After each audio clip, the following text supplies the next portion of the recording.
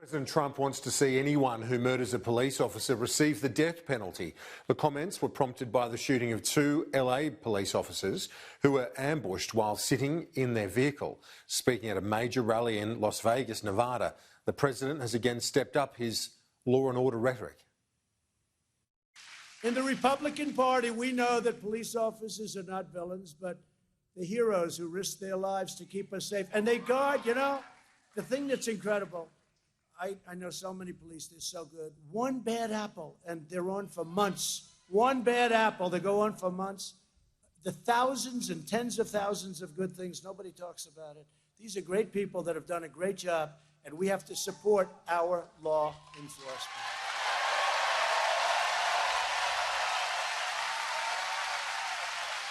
So Biden wants to appease domestic terrorists, and my plan is to arrest domestic terrorists. Okay?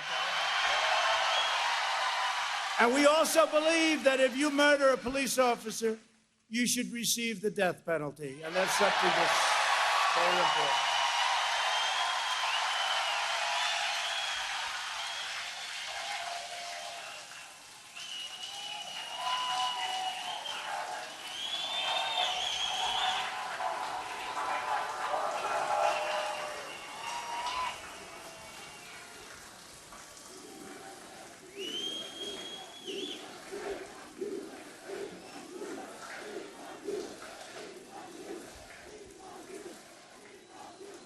And you saw a video of that animal that went up to the car. Did everybody see that? This animal goes up to the car, two unsuspecting fine people. They were fine people. I mean, they're in very grave condition, as you know. Fine people. He's an animal. And I called him an animal, and I was criticized by people for calling him an animal. They said he's a human being. He's not a human being. He's an animal. He's not a human being. Joe Biden opposes the death penalty, even for cops who, I mean, look, you have to see, even for these cop killers who go around, the predators, they murder children, people like the Boston bomber. He opposes the death penalty for the Boston bomber. He wants to give prisoners a vote. He wants to have the Boston bomber be able to vote. I don't think so. I don't think so.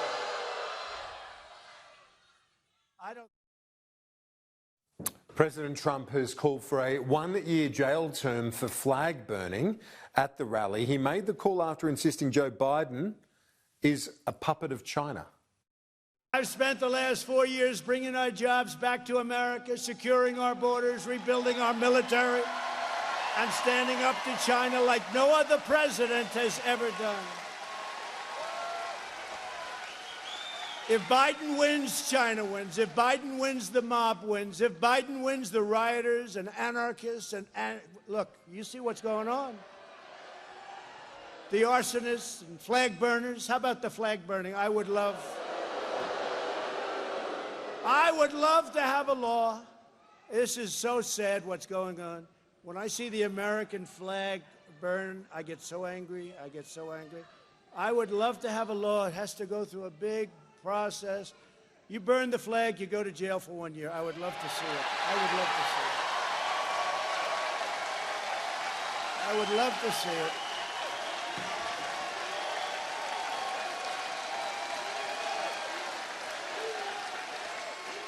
I would love to see it.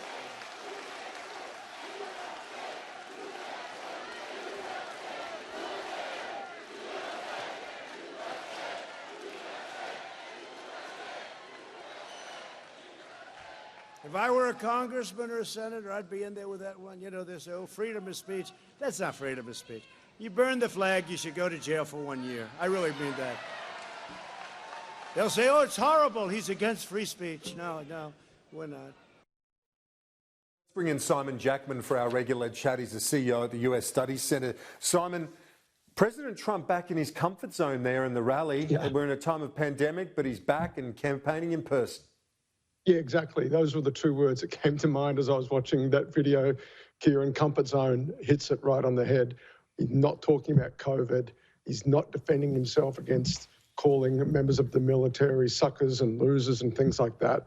He's out in those big rallies that are so much where he gets a little bit of an assist from a teleprompter, but riffing to the crowd and reacting to the crowd in real time and talking about law and order and being on offense, going after Joe Biden, perceived areas of political weakness where he can go after Biden. That's the campaign Trump would much rather be having than the campaign I think he suffered through last week. So we will see more of this, those big rallies. As I said, it's still, a time of pandemic, and that is going to be a big thing that voters will factor in when they go to the polls. But this is his strength. This is where he generated the momentum last time.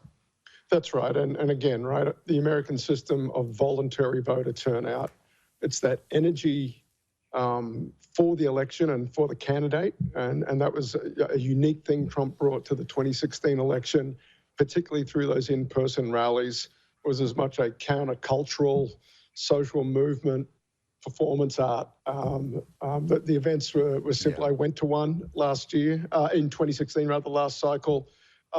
They electrify a set of people who are otherwise not that much interested in politics and confounded the pollsters as a result in 2016. But that's the vehicle through which he does it, those sorts of events. And the public health consequences, well, that's another one entirely.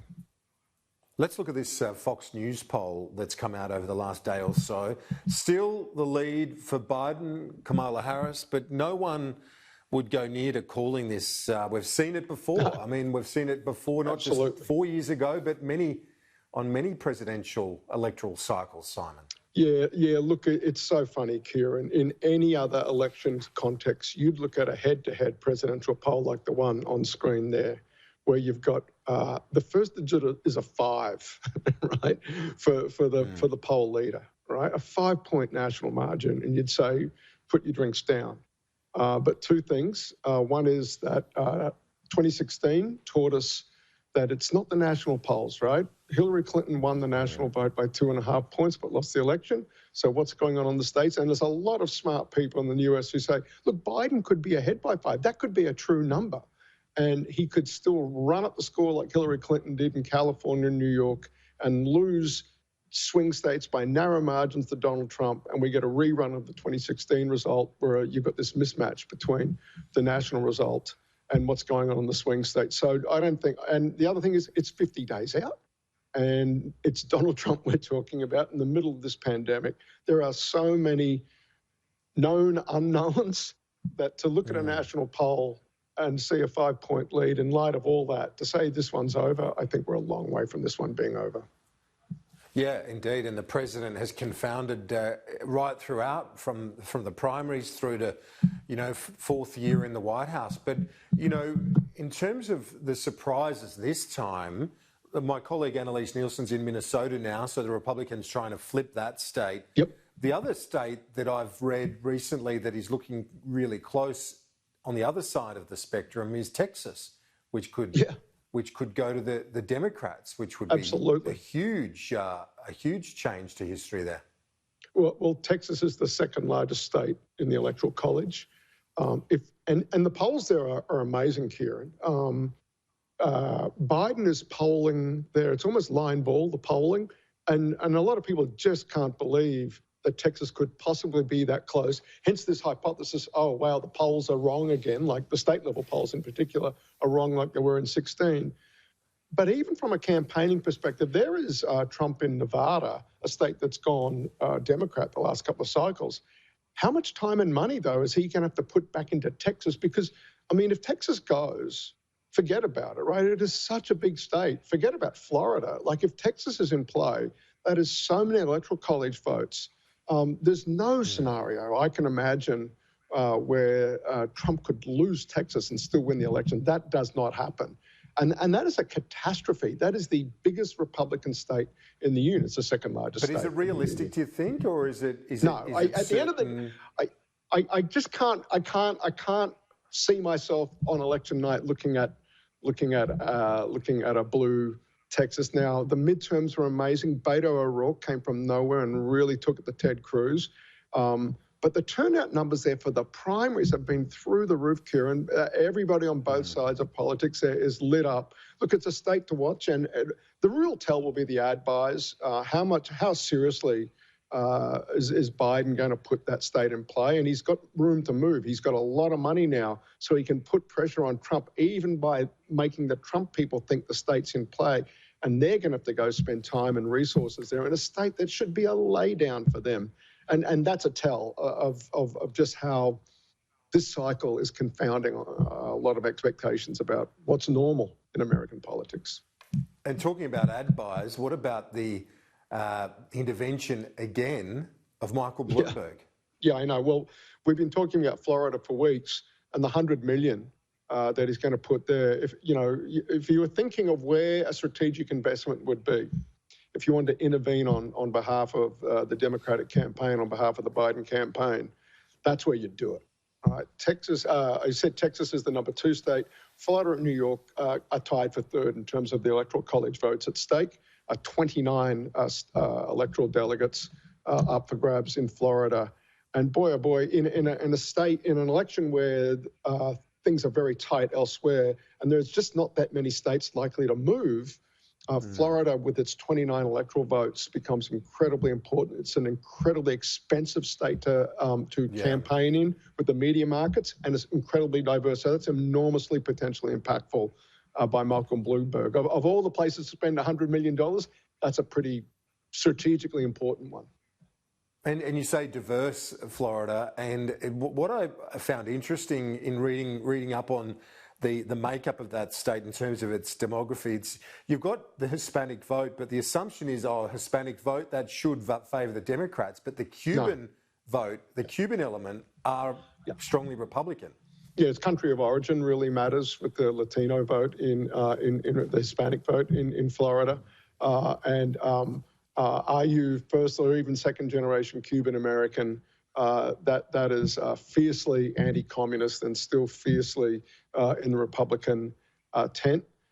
You've got the Panhandle going right up against the Georgia border and over towards Alabama. It's very different. And then the central part of the state, fiercely conservative, a very diverse state politically. And you've got Miami, right, which, again, you've got the Cuban-American constituency, but then you've got retirees from New York going up towards Palm Beach and Fort Lauderdale. It's a crazy diverse state, which makes it so pivotal, Kieran, why it's close to being a 50-50 proposition now, and has gone with the winner, by the way, in all but 2 elections in basically the last 80 years. And it's hard I think that'll be true this cycle too. If you win Florida, you're probably on track to win the whole thing. The bellwether again. Thank you, Simon. Talk to you next week. Appreciate it. No worries, Kieran. Thank you. Simon Jackman, they're the CEO of the US Study Centre.